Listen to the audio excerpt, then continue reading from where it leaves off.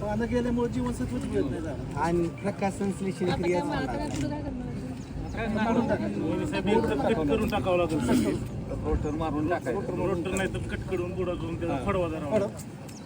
किती दिवसाचा आहे आता 7 महिने. आता म्हणजे आता येण्याचं होतं आत तिकडे बरीच झाडं पडली. 6 एकर आहे का? विषय नाही त्याचा म्हणजे 6 एकर अन्नाचं स्टोर 6 एकर आहे.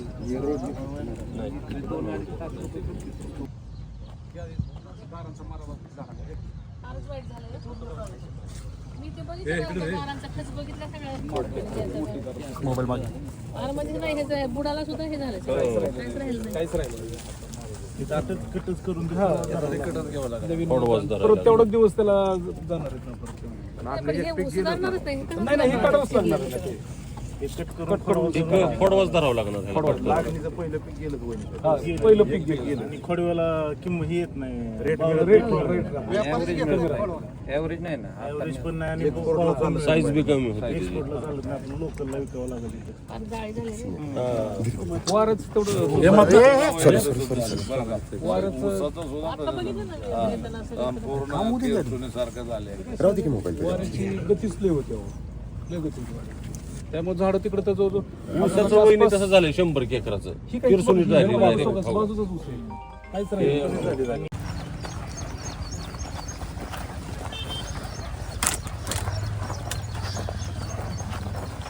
चांगलं हे झालं होतं रे. तसं शक्यच नाही ना पुढे येणार. नाही पुढं जातच नाही. आतमध्ये नासून जात आहे. कोणतं जरी फळ बघितलं तरी प्रत्येक फळाला झालेलं आहे. प्रत्येक फळालाच मार लागला ना. असंच आपण तोडलं तरी हा तरी त्याला काळा घ्यायचं. डोळ्याला लागेल नाही काय दाखव काय झालं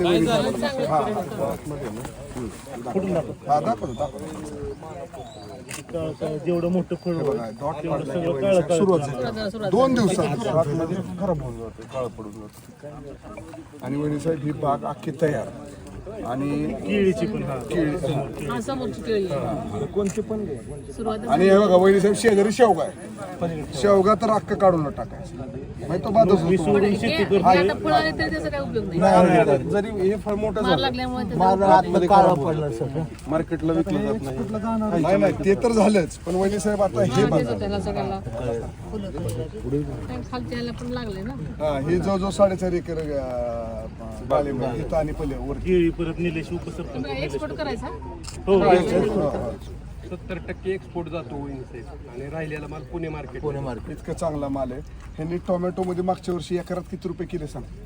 30 टन माल काढला होता. हा 15 लाख रुपये झाले. टोमॅटोचं फक्त. नोकरी सोडून शेती करतोय.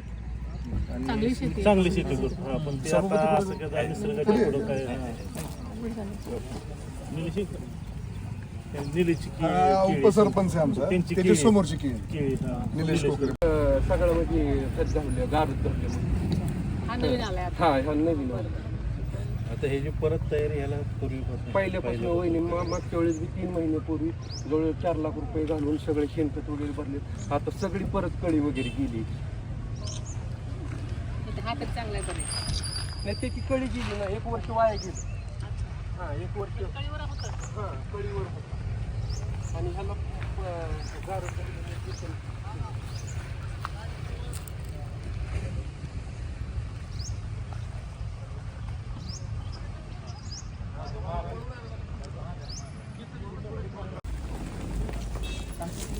राहिलंच नाही की.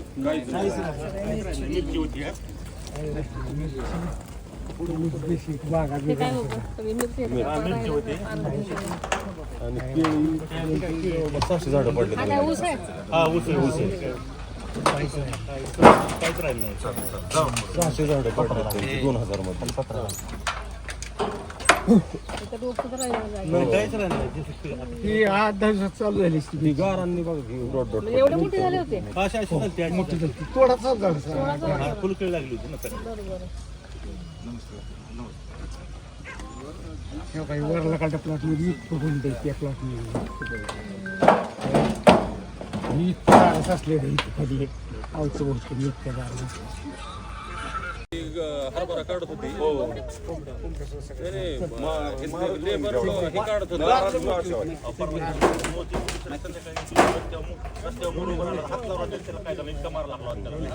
राज्याच्या उपमुख्यमंत्री सुनेत्रा पवार आज बारामतीच्या गेल्या 4 तारखेपूर्वी मोठ्या प्रमाणात वेगळी मारले का वरनं एवढं दगड कसं मारतो आपण तसं झालं.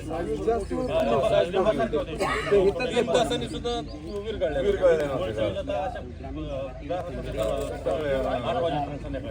घरात पसरल्या.